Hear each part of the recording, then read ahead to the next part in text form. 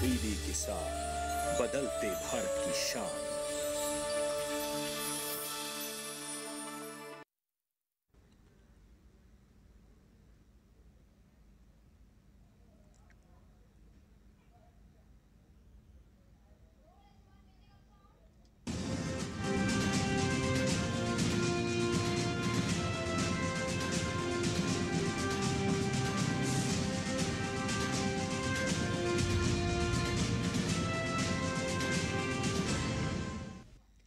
नमस्कार, किसान समाचार में आपका स्वागत है। मैं हूं साइमा खान। सबसे पहले नजर हेडलाइंस पर।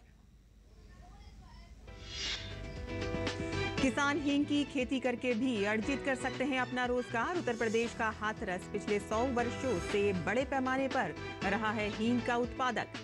हाथरस के हींग को अब मिली विश्व स्तरीय पहचान, जीआई टैग से नवाजा गया। देश में हर मौसम में सस्ती दर पर मिलेगी प्याज और किसानों को मिलेगा पूरा लाभ। इंदिरा गांधी कृषि विश्वविद्यालय ने प्याज की भीमा शुभ्रा किस्म को किया है तैयार। सफेद प्याज की ये भीमा शुभ्रा किस्म छत्तीसगढ़, गुजरात, कर्नाटक, मध्य प्रदेश, महाराष्ट्र, उड़ीसा, राजस्थान और तमिलनाडु में खरीफ मौसम के किसानों के लिए बन सकती है वरदान।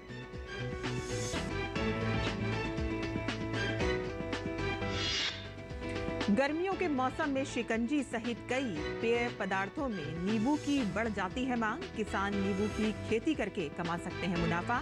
किसानों के लिए नींबू की खेती कम खर्च में है अधिक मुनाफे वाली फसल।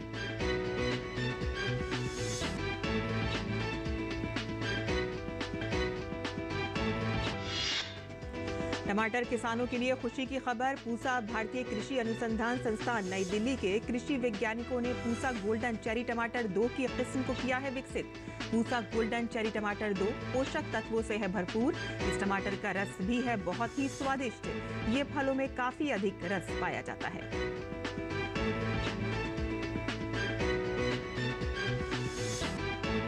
और अब समाचार विस्तार से। हींग को खाने की जान कहा जाता है। प्राचीन समय से ही भारत में भोजन में हींग का प्रयोग किया जाता रहा है।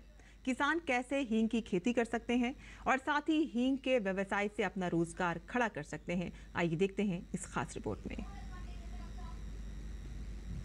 पिछले 100 वर्षों से बड़े पैमाने पर हींग का उत्पादक रहा है। इससे जिले को एक अलग पहचान मिली है।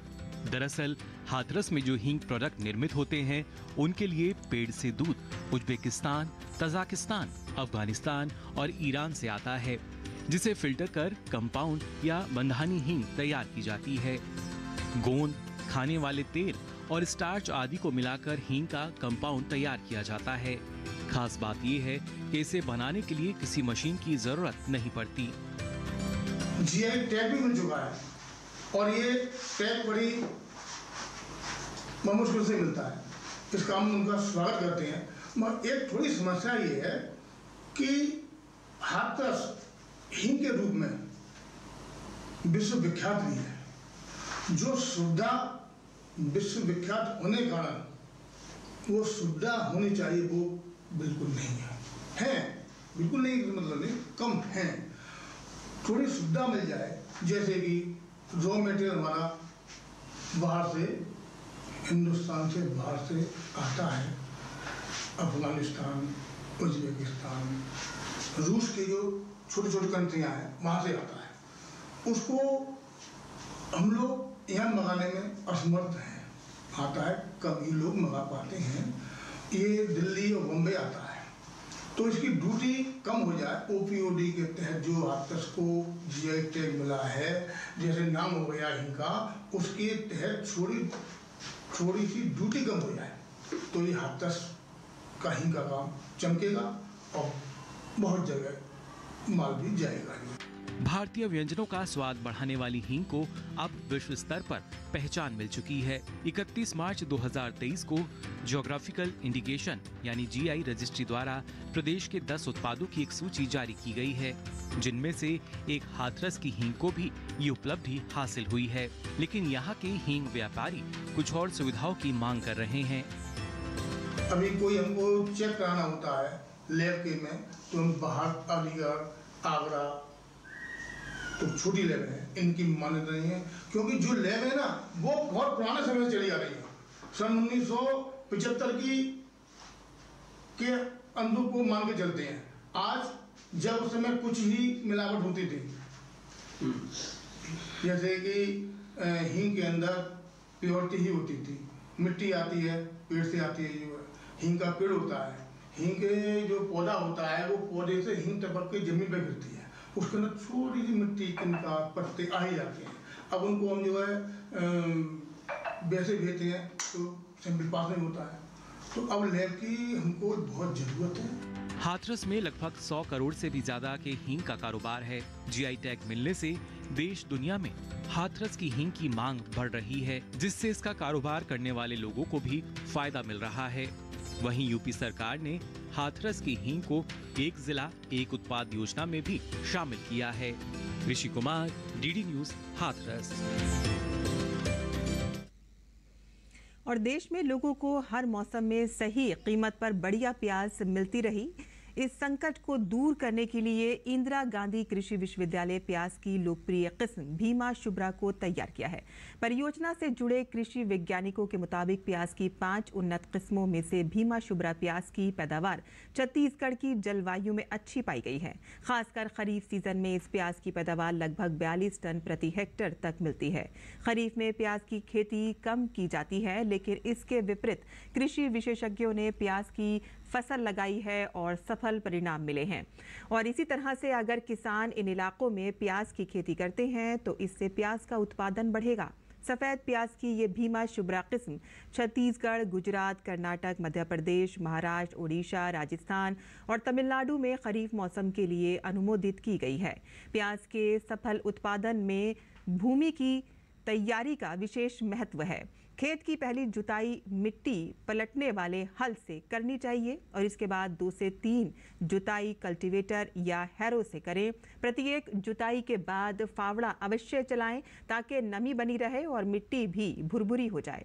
जमीन की सतह से 15 सेंटीमीटर ऊंचाई पर 1.2 मिलीमीटर चौड़ी पट्टी पर रोपण किया जाता है और इसीलिए खेती का वहीं किसान अपने खेतों में बीज बोने से पहले बीजों को बाविस्टिन से उपचारित करें और इसके लिए 2 ग्राम बाविस्टिन को 1 लीटर पानी में मिलाकर घोल तैयार करें और फिर इस तैयार मिश्रण से 1 किलोग्राम प्याज के बीज को उपचारित करें। और इसके अलावा डंपिंग ऑफ और अन्य बीमारियों को नियंत्रण करने के लिए 1 किलो बीज के लिए 8 से 10 ग्राम ट्राइकोडर्मा विराइट को 50 मिलीमीटर पानी में मिलाकर जैव कवकनाशी का उपयोग करें। और गर्मियों के मौसम में शिकंजी सहित कई पेयजल पदार्थों में नींबू की उपयोगिता काफ़ी बढ़ जाती है। तो वहीं अगर बात करें नींबू की खेती की, तो नींबू की खेती कम खर्च में अधिक मुनाफे वाली फसल है और इसके पौधों को केवल एक बार लगाने के बाद किसान लगभग 10 साल तक पैदावार प्राप्त कर सकते हैं। गर्मियों के मौसम में अगर बात करें, नींबू एक नकदी फसल मानी जाती है। आमतौर पर ये फसल साल में 3 बार तैयार होती है। इस पेशे से जुड़े किसानों का भी मानना है कि नींबू की खेती करने के लिए अधिक लागत नहीं आती है। खाली पड़े खेत में जैविक फसलों की खाद बनाकर खेत में मिला दें, तो वहीं नींबू के पौधों को बड़ा होने पर इसमें खुद तैयार किए गए रसायन के मिश्रण को डाल दें और इससे पौधे में पर्याप्त पोषक तत्व पहुंच जाते हैं और ऐसा करने से फसल की पैदावार में वृद्धि होती है। इस समय प्रति 1 बीघा में मात्र 10,000 रुपए की लागत से किसान 50 से 60,000 रुपए की कमाई आसानी से कर सकते हैं। वहीं किसान चाहे तो 1 बीघा में 300 से 400 पौधे तक रोपे जा सकते हैं। तो वहीं इसको तैयार करने के लिए किसान अपने खेतों में 5 मीटर प्रति पौधे की दूरी पर एक समतल भूमि पर जैविक उर्वरक डालने के बाद नींबू के पौधे को रोप देते हैं। इस प्रकार ये पौधा 6 महीने में ही फल देने लगता है और इसके साथ ही गर्मियों के मौसम में इसमें भरपूर मात्रा में बम्पर नींबू का उत्पादन होता है और जैसे ही इसमें लगे हुए फल के पीले होने लगते हैं, जिसमें से रस भी बढ़ जाता है, इनको तोड़कर किसान बाजार में बिक्री कर देते हैं। वहीं इसके पौधों की रोपाई दिसंबर, फरवरी, जून और सितंबर में उचित मानी जाती है। जुलाई और अगस्त का महीना नींबू के पौधे लगाने का सर्वोत्तम समय माना जाता है और इसको लगाने के लिए गड्ढे की खुदाई 1 घन मीटर की करनी चाहिए और इसके बाद गड्ढे में 10 से 15 दिनों तक धूप लगने के बाद अच्छी तरह से सड़ी हुई गोबर की खाद मिलाकर गड्ढे में डालकर भर देनी चाहिए। और जैसे ही जुलाई की पहली बरसात होती है तो आप लाइम और लेमन दोनों का रोपण कर सकते हैं। दूरी लगभग 4 से 4.5 मीटर आप रख सकते हैं और शुरुआत के 1 से 2 साल में नींबू के बाद आप अपने खेत में दूसरी फसल भी लगा सकते हैं। और टमाटर किसानों के लिए खुशी की खबर है। जी हां, अगर आप टमाटर की खेती करते हैं और इस खेती से अच्छी पैदावार के साथ मोटी कमाई करना चाहते हैं तो पूसा भारतीय कृषि अनुसंधान संस्थान नई दिल्ली के कृषि वैज्ञानिकों ने पूसा गोल्डन चेरी टमाटर 2 की किस्म को विकसित किया है। चेरी टमाटर को साल के किसी भी महीने में बोया जा सकता है। बारिश के दिनों में जब टमाटर बाजार में बहुत कम उपलब्ध होते हैं उस समय भी आपको चेरी टमाटर की उपज मिल सकती है। चेरी टमाटर खास तौर पर सलाद में कच्चा खाने के लिए काफ़ी इस्तेमाल में किया जाता है। चेरी टमाटर का रंग गहरे लाल, गुलाबी, पीले और हल्के सुनहरे रंग का होता है। देश विदेश के बाजारों में इस किस्म के टमाटर की मांग काफ़ी अधिक होती है और ऐसे में अगर देश के किसान अपने खेत में चेरी टमाटर की खेती करते हैं तो वे कम समय में अधिक मोटी कमाई कर सकते हैं। वहीं अगर हम चेरी टमाटर के आकार की बात करें तो इस किस्म के टमाटर गोल, आयताकार और नाशपाती के आकार में होते हैं। पूसा गोल्डन चेरी टमाटर 2 पोषक तत्वों से भरपूर होता है और इसके फलों में काफ़ी अधिक रस पाया जाता है। पूसा गोल्डन चेरी टमाटर 2 की खेती से जुड़ी खास बातें आपको बता दें कि पूसा गोल्डन चेरी टमाटर 2 की खेती के लिए गर्म जलवायु के साथ साथ नमी युक्त बलुई दोमट मिट्टी जिसका pH मान 6 से 7 का उपयुक्त माना जाता है। रोपाई से पहले खेतों में लगभग 20 से 25 मीट्रिक टन प्रति हेक्टेयर गोबर की खाद का करें प्रयोग और खेती के समय 150 किलोग्राम नाइट्रोजन का 1/3 रोपण के समय और शेष पौधे के बड़े होने के बाद 25 दिनों के अंतराल पर उपयोग करें और इसका रोपण 0.75 मीटर चौड़ाई के उभरे हुए तल पर दोनों किनारों से 10 सेंटीमीटर अंदर की तरफ करना चाहिए। टमाटर की इस किस्म के फलों की कटाई रोपाई से 75 से 80 दिनों में शुरू हो जाती है। और ढाका द्वारा संतरे पर आयात शुल्क वर्ष 2019 में 20 रुपये प्रति किलोग्राम से बढ़कर नवंबर 2023 में 88 रुपये प्रति किलोग्राम करने के बाद भारतीय किसानों को संतरे को पड़ोसी देश यानी कि बांग्लादेश में भेजने में मुश्किलों का करना पड़ा सामना। और उड़ीसा, पश्चिम बंगाल, बिहार, झारखंड समेत राजस्थान और हरियाणा भी गर्मी की चपेट में है, लेकिन आने वाले दिनों में यहाँ कुछ हिस्सों में थोड़ी राहत मिल सकती है। उड़ीसा और पश्चिम बंगाल के गांगेय क्षेत्र में अगले 3 दिन में हल्की बारिश के आसार हैं, जबकि देश के पूर्वी भागों में अगले 3 दिन तक भीषण गर्मी झेलनी पड़ेगी। राजस्थान में आने वाले दिनों में अधिकतम तापमान 2 से 5 डिग्री बढ़ने की चेतावनी है और साथ ही लू के थपेड़े भी अभी और सताएंगे। ज़्यादातर भागों में तापमान सामान्य है, 40 डिग्री के आसपास और नीचे है। मौसम विज्ञान केंद्र जयपुर की ओर से पश्चिमी राजस्थान के सीमावर्ती क्षेत्रों के लिए 7 मई के लिए हीट वेव की चेतावनी जारी की गई है। और तमिलनाडु में चेंगलपट्टू जिले के वंडालूर स्थित अन्ना चिड़ियाघर में जानवरों को गर्मी से बचाने के लिए स्नान की विशेष व्यवस्था की गई है।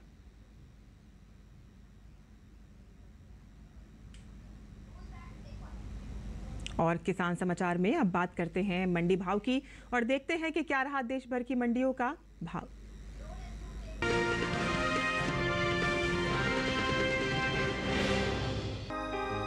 इन दिनों कृषि उपज मंडियों में मक्का की आवक सामान्य बनी हुई है। भाव की बात करें तो शुक्रवार को हिम्मतनगर मंडी में मक्का के सौदे मजबूती के साथ हुए। वहीं लिगसुगुर मंडी में नरमी रही, जबकि दाहोद और नवरंगपुर मंडी में इस दौरान मक्का के सौदों में कोई बदलाव देखने को नहीं मिला। एग मार्केट के मुताबिक गुजरात की दाहोद मंडी में 2 मई को सफेद मक्का का भाव रहा 2300 रुपए। 3 मई को इसके भाव में कोई बदलाव नहीं हुआ और भाव 2300 रुपए पर बना रहा। राज्य की ही हिम्मतनगर मंडी में इस दौरान पीली मक्का के सौदों में बढ़त के साथ कारोबार हुआ। यहां 2 मई को पीली मक्का का भाव था 2120 रुपए, जो 3 मई को 83 रुपए मजबूत होकर 2203 रुपए पर हुए। कर्नाटक की लिगसुगुर मंडी में 2 मई को हाइब्रिड मक्का का भाव था 2425 रुपए। 3 मई को इसके सौदों में 25 रुपए की गिरावट आई और भाव 2400 रुपए पर आ गया। ओडिशा की नवरंगपुर मंडी में बीते 2 दिनों के दौरान हाइब्रिड मक्का के भाव स्थिर रहे। यहां 2 और 3 मई को मक्का 2000 रुपए पर बिका। उत्तर प्रदेश की मंडियों में मक्का के भाव की बात करें तो यहां की अलीगढ़ मंडी में हाइब्रिड मक्का का भाव रहा 2130 रुपए। फैजाबाद मंडी में भाव रहा 2280 रुपए। गाजियाबाद मंडी में मक्का 2260 रुपए पर बिका, जबकि लखीमपुर मंडी में इस दौरान मक्का के सौदे 2120 रुपए पर हुए। इस साल कुल मक्का की पैदावार में कमी देखने को मिल सकती है। कृषि मंत्रालय की ओर से जारी दूसरे अग्रिम अनुमान के मुताबिक साल 2023-24 के दौरान देश में कुल मक्का की उपज 324,70,000 टन होने का अनुमान जताया गया है, जो पिछले साल की 380,85,000 टन की पैदावार की तुलना में करीब 56 लाख टन कम है। अनुमान है कि कुल मक्का की उपज का असर इसके बाजार भाव पर पड़ सकता है। मक्का के निर्यात पर नजर डालें तो कृषि और प्रसंस्करण खाद्य उत्पाद निर्यात विकास प्राधिकरण यानी एपीडा के मुताबिक वित्त वर्ष 2022-23 के दौरान भारत ने विश्व भर में 34,53,680 मीट्रिक टन से ज्यादा मक्के का निर्यात किया था, जिसकी कीमत 8,987 करोड़ रुपए है।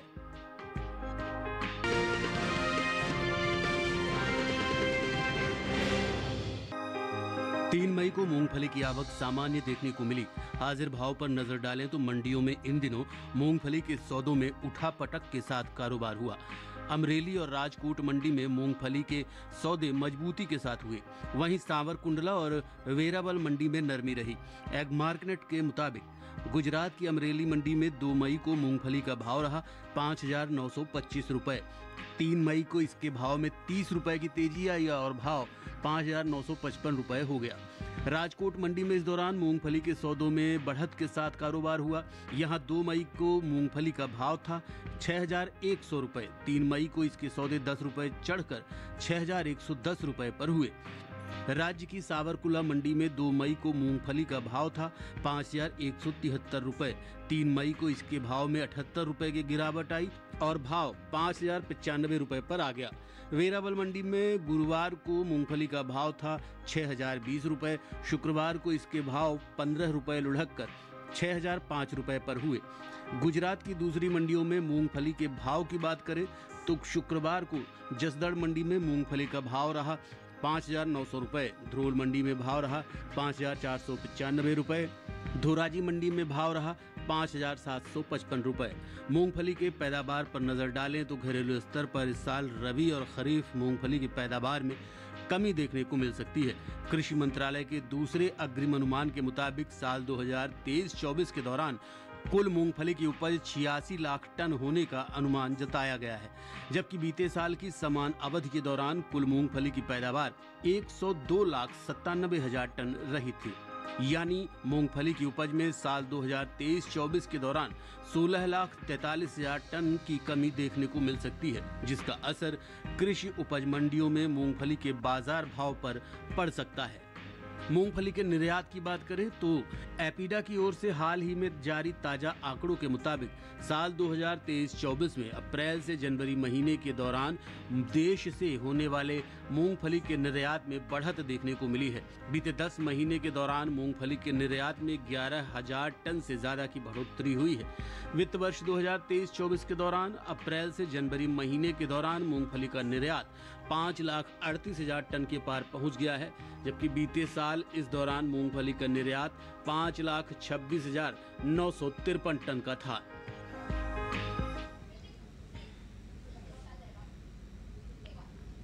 और मंडी भाव के बाद अब बात करते हैं मौसमी खेती की।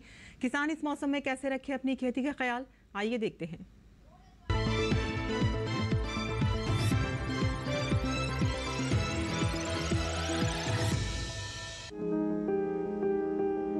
तेलंगाना के किसान तिल की फसल की समय पर सिंचाई कर ले। तेलंगाना में किसान इस मौसम में बगीचों में नमी बनाए रखने के लिए समय पर सिंचाई करें। तेलंगाना में ही आम के फलों की तुड़ाई के 15 दिन पहले सिंचाई बंद कर दें। यहाँ बगीचों में फल लगाते समय किसान फलों में पेड़ों पर पोटेशियम नाइट्रेट का छिड़काव कर ले। तेलंगाना में सब्जियों की अच्छी पैदावार के लिए जमीन में नमी बनाए रखने के लिए ड्रिप सिंचाई का इस्तेमाल करें। तेलंगाना में टमाटर में रस चूसक कीट के नियंत्रण के लिए जरूरी दवाओं का छिड़काव करें। यहाँ मिर्च में थ्रिप्स के नियंत्रण के लिए फिप्रोनिल का स्प्रे करें। वहीं खीरे में रस चूसक कीट के नियंत्रण के लिए जरूरी कीटनाशक छिड़क लें। तेलंगाना में संतरे में मंगू माइट के नियंत्रण के लिए प्रोपर गाइड का स्प्रे कर लें। तमिलनाडु में किसान गन्ने की फसल को बांधकर सहारा प्रदान करें। यहाँ के किसान नारियल की तुड़ाई कर लें। तमिलनाडु में नारियल में फल मक्खी का प्रकोप दिखाई देने पर नीम के तेल का स्प्रे कर लें। तमिलनाडु में आम में रस चूसक कीट के नियंत्रण के लिए इम्डाक्लोप्रिड का छिड़काव कर लें। केरल के किसान काली मिर्च की अच्छी पैदावार के लिए सप्ताह में एक बार सिंचाई जरूर करें। केरल में ही किसान सुपारी की इस मौसम में समय पर सिंचाई करें। साथ ही सुपारी को धूप से बचाने के उपाय भी कर लें।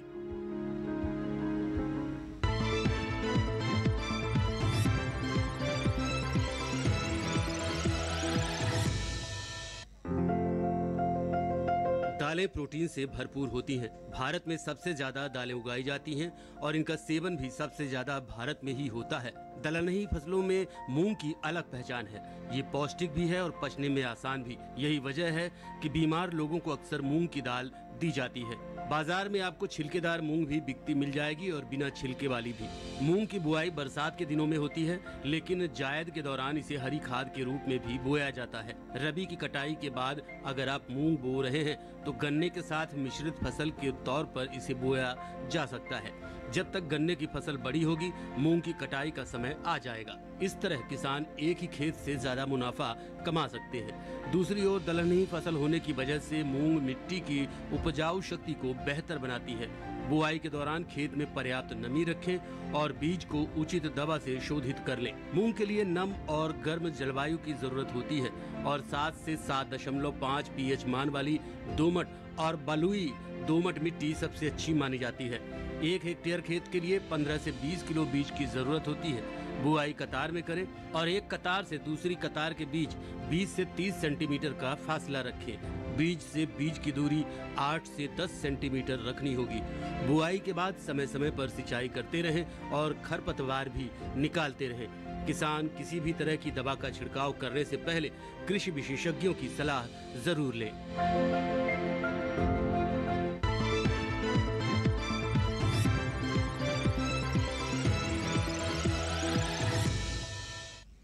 और खेती किसानी से जुड़ी खबरों के बाद आइए अपना नजर डालते हैं कुछ और खबरों पर। खास खबर में भारतीय जनता पार्टी के नेता अजय आलोक ने AIMIM प्रमुख असदुद्दीन ओवैसी की हिटलर युग वाली टिप्पणी पर पलटवार किया है। उन्होंने कहा है कि लोकसभा चुनाव में हार के डर से असदुद्दीन ओवैसी बौखला गए हैं। कांग्रेस नेता राहुल गांधी के रायबरेली से चुनाव लड़ने पर रायबरेली लोकसभा सीट क्षेत्र में भाजपा उम्मीदवार दिनेश सिंह ने कहा है कि क्या सही में राहुल गांधी अमेठी और रायबरेली जीतना चाहते हैं? मुझे नहीं लगता है कि राहुल गांधी अमेठी जीतना चाहते हैं। वे अमेठी छोड़कर भाग आए हैं। हिमाचल प्रदेश के जिला सिरमौर में एक स्कूल में शिविर में भाग लेने के लिए आए चंडीगढ़ के करीब 85 बच्चे जंगल की आग में घिर गए। सूचना मिलने बाद अग्निशमन विभाग की टीम मौके पर पहुंची और आग बुझ गई है और सभी बच्चे सुरक्षित हैं।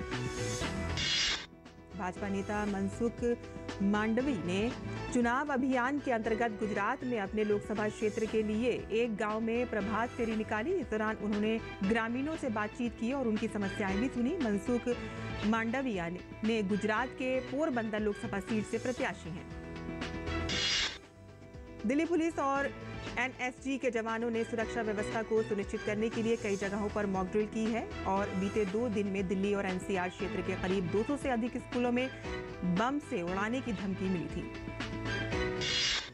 मसूरी देहरादून मार्ग पर एक भीषण सड़क हादसा हो गया है। झड़ी पानी रोड पर एक कार अनियंत्रित होकर गहरी खाई में गिर गई। हादसे में 3 युवकों की मौके पर ही मौत हो गई। एक युवक और 2 युवतियों को देहरादून अस्पताल में भेजा गया है, जिसमें से एक युवक और एक युवती की उपचार के दौरान मौत हो गई।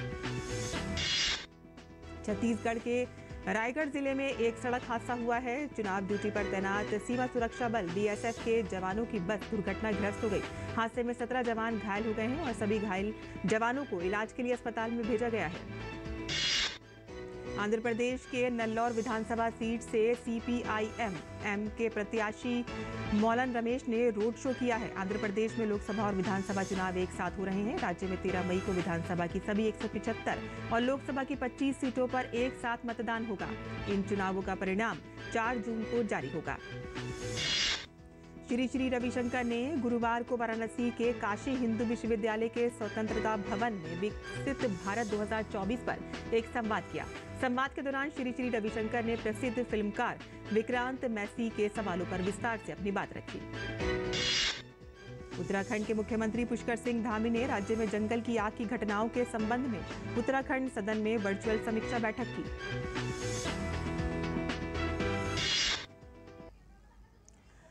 और किसान समाचार में आज के लिए बस इतना ही। अनुमति दें। नमस्कार।